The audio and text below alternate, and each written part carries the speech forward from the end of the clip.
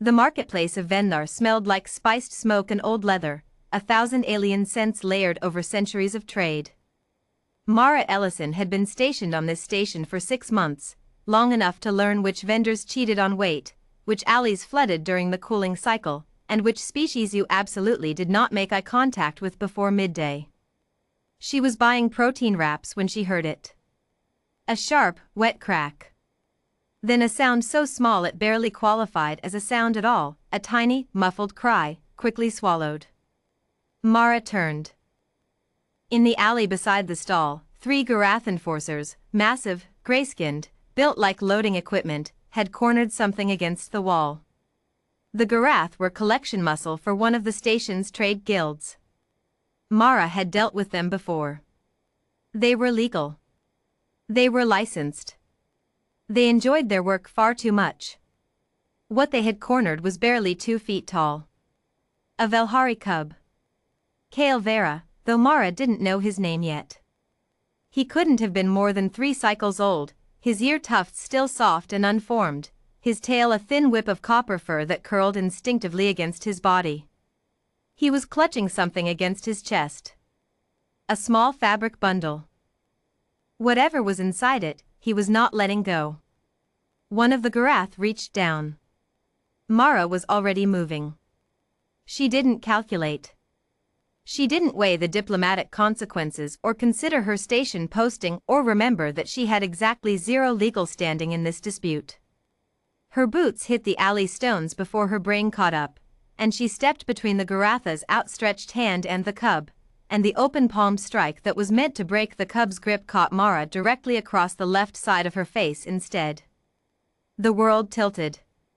Her vision widened. She felt her cheekbones sing with pain, not crack, thankfully, but close enough to make her vision swim and her knees want to buckle. She did not buckle. She straightened. She turned to face the Garath. Blood was already pooling in her mouth from where her teeth had cut her cheek from the inside. "Walk away," she said. Her voice was very calm. The Garath who had hit her stared. His 2 companions stared.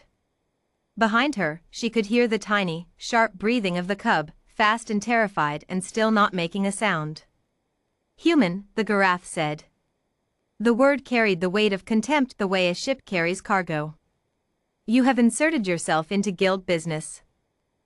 You will step aside or—" "I'm going to say it one more time," Mara said. She reached up and wiped the blood from the corner of her mouth with her thumb. Looked at it. Looked at him.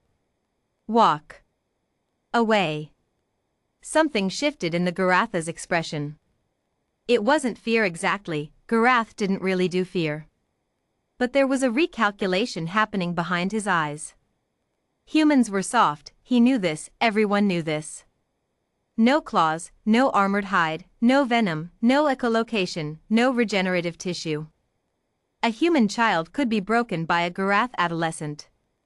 And yet, this one had taken a strike across the face that would have knocked the cub flat, had clearly felt it, was clearly still feeling it, and was standing there with her feet planted and her eyes steady and absolutely no detectable change in her intention.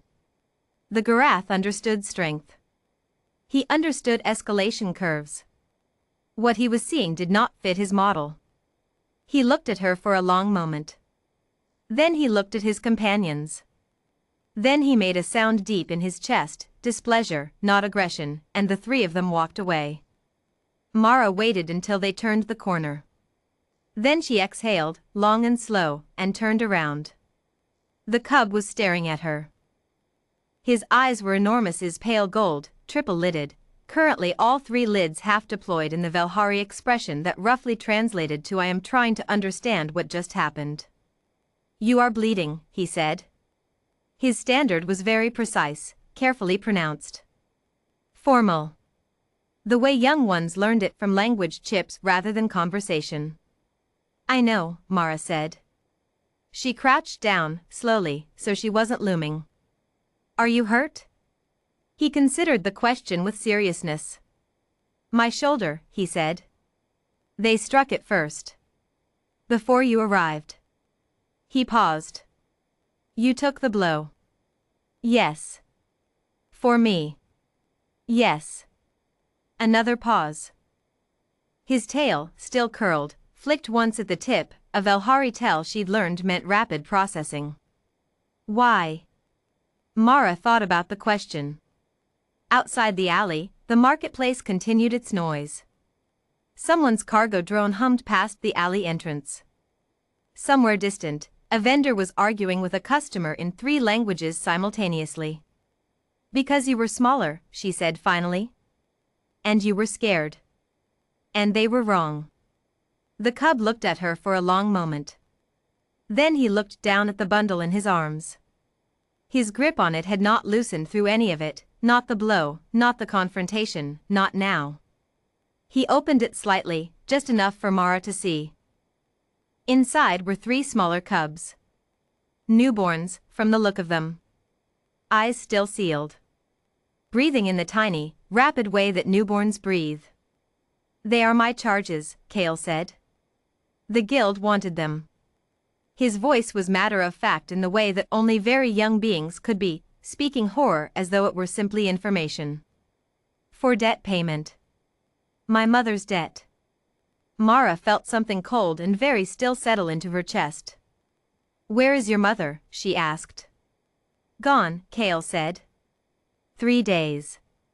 Mara looked at the newborns. Looked at Kale. Looked at the entrance to the alley. Okay, she said. Come with me. What followed was 4 days of the most complicated bureaucratic combat Mara had ever engaged in, and she had once filed a wrongful impound claim against a hegemony port authority, which had taken 11 months and one genuinely spectacular shouting match.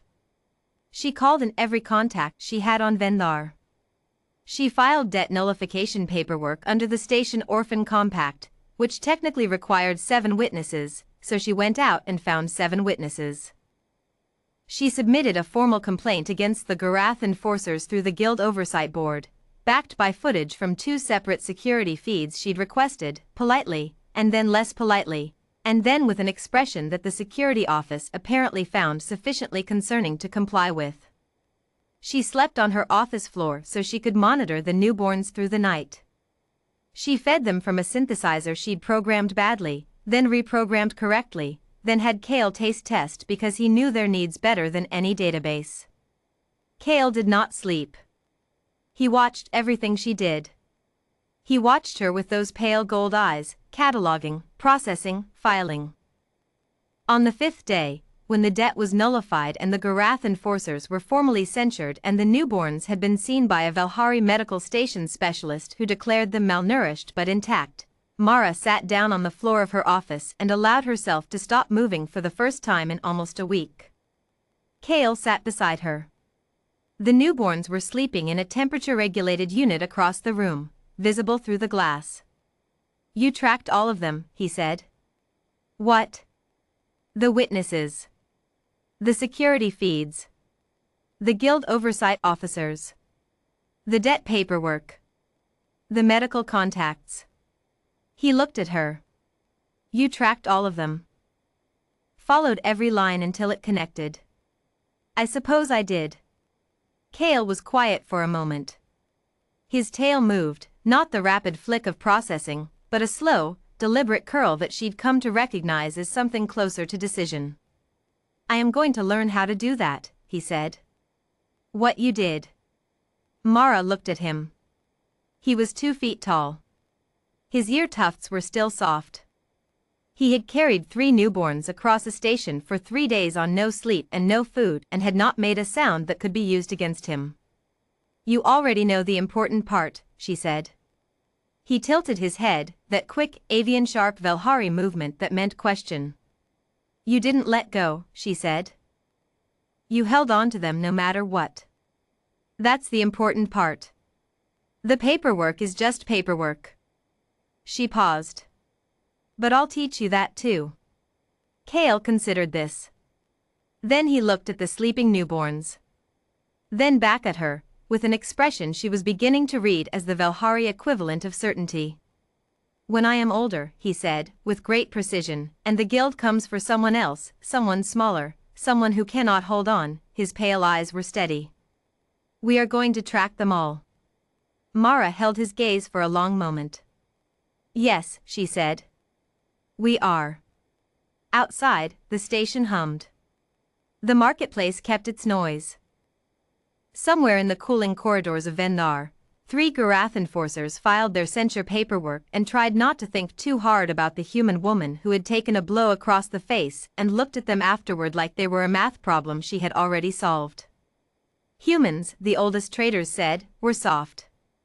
But softness, it turned out, was not the same thing as yielding. And some of them, the ones who planted their feet and wiped the blood off their mouths and looked you in the eye and said walk away, those ones were not soft at all. They were patient. And they kept very, very good records.